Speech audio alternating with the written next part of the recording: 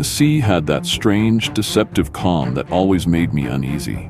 The kind of stillness that feels like the ocean is holding its breath, waiting. I stood on the rear deck of the Ark, hands gripping the cold metal railing, watching the pale morning sun climb over a horizon that seemed infinite. For months, no years, the Ark had been my world. A floating fortress of steel and salvaged dreams, carrying what was left of humanity across an ocean that had devoured everything else. We had gardens on the upper decks, wind turbines that spun endlessly, and corridors that smelled of brine and recycled air. It was safe, at least in the way a cage can be safe. I had told no one about my plan. It had started as a quiet thought, a whisper in the back of my mind during the long nights when the ship's engines hummed like a lullaby that wouldn't let me sleep. I needed space, silence, something the Ark, for all its walls and its people, could never give me. My quarters were on the lower deck, near the engine rooms. Every night the walls shuddered with the mechanical heartbeat of the ship. Conversations echoed through the metal halls. Arguments, laughter, gossip about ration distribution. And I found myself dreaming of nothing but open water. So before dawn, I made my move. My vessel was a stubborn little skiff I'd been repairing in secret for months. It was old, fiberglass hull patched with steel plates, a single diesel engine that coughed like an old man waking from a nap. But it was mine. I loaded her with 2 weeks of supplies: dried fish, protein biscuits, desalinated water stored in weathered jerry cans, and a battered leather journal. A harpoon gun rested in a rack near the helm, more for comfort than practicality. My last addition was a radio, half the buttons missing, volume knob rusted stiff. It had never worked right, but maybe, I thought, the sea would surprise me. The Ark grew smaller behind me as I eased the skiff forward, its great shadow swallowed by the pale horizon. I didn't look back after it disappeared. I knew if I did, I might turn around. Out here, the silence was different. Heavy.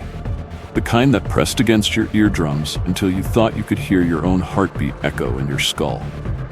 I wanted peace, but this felt like something else entirely.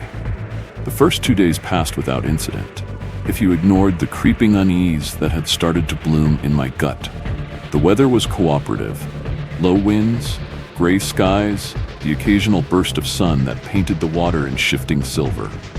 I charted my course using a faded map, steering west toward a chain of islands I'd heard about in old Ark rumors. Supposedly, some of them still had structures. Lighthouses, fishing shacks, remnants from before the sea swallowed the coasts. It was on the third day that I noticed the first change.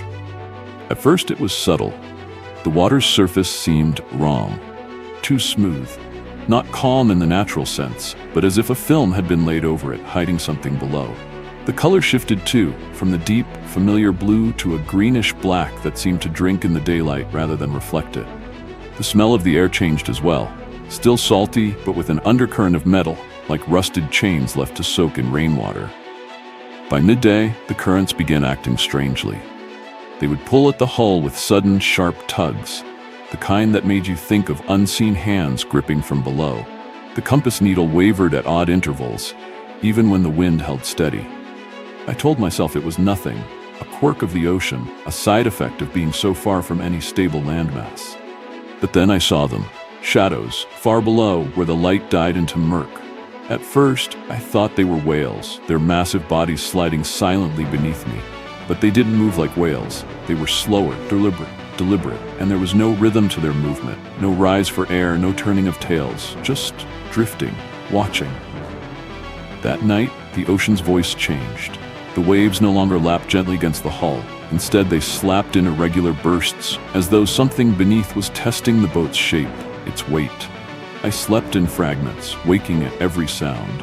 When the first light broke over the water, I found fresh marks on the port railing, deep, curved gouges that hadn't been there before. They were too deep for fish, too clean for weathering. My stomach knotted. The harpoon gun suddenly felt like a toy. By the fifth night, the feeling had shifted from unease to certainty. I was being followed. The proof was subtle but undeniable. In the silver-blue wash of moonlight, I saw ripples trailing my wake, moving in perfect rhythm with my speed, even when the wind died and I drifted. Twice, I caught the faintest glimpse of something breaking the surface.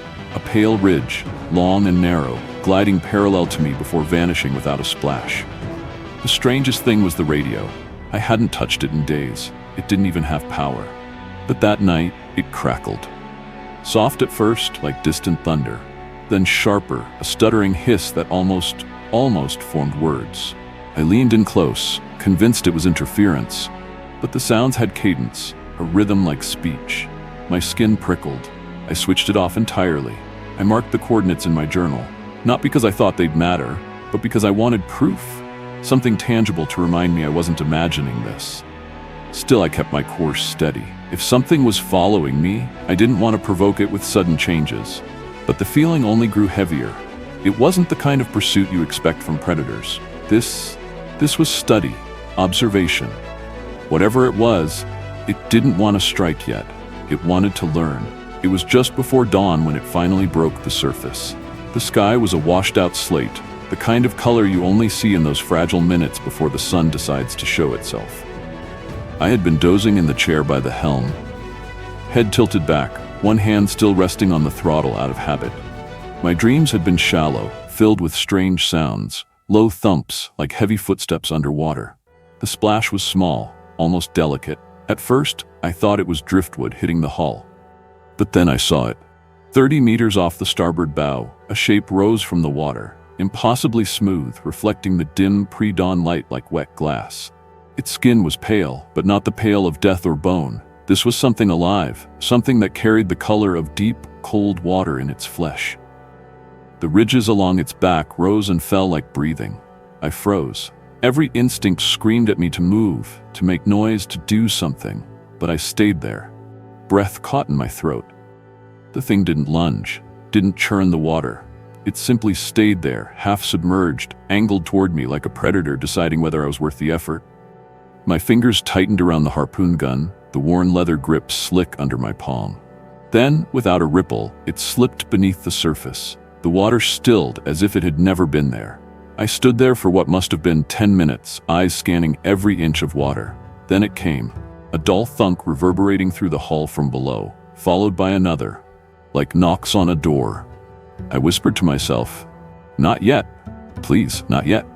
For the rest of the day, the shadow stayed close. Sometimes I'd see it glide along beside me, just far enough that the details blurred in the shifting water.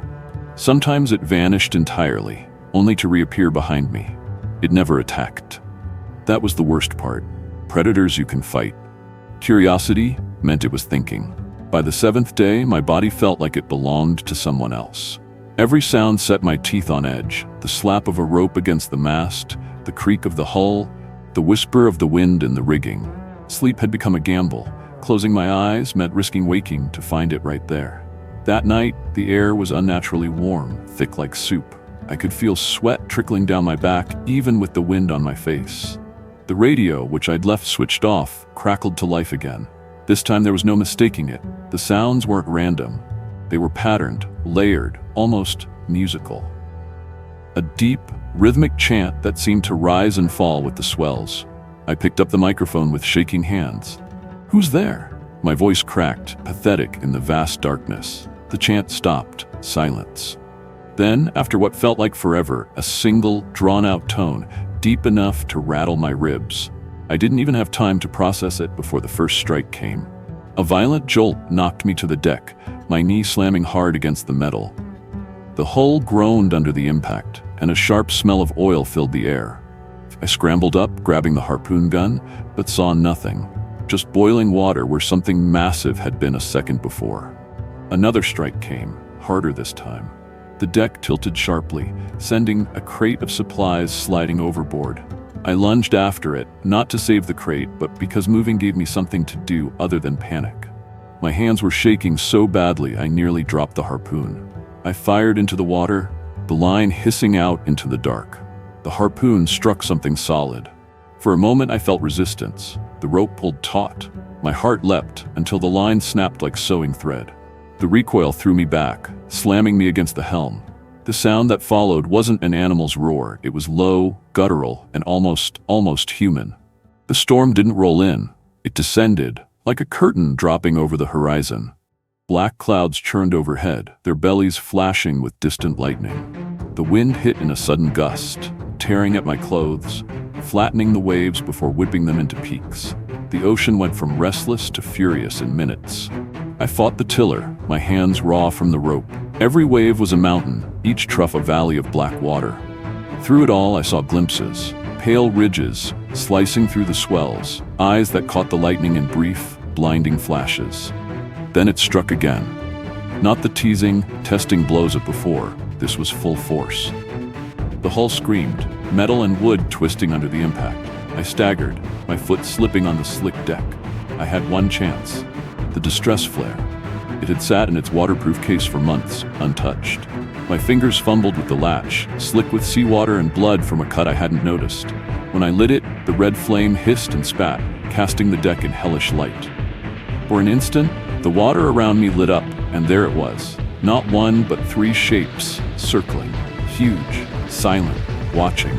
The light must have meant something to them. Slowly they sank, vanishing into the depths as if pulled by some unseen signal. The flare burned down to nothing, leaving me in darkness, the storm still raging overhead. When morning came, the sea was calm again.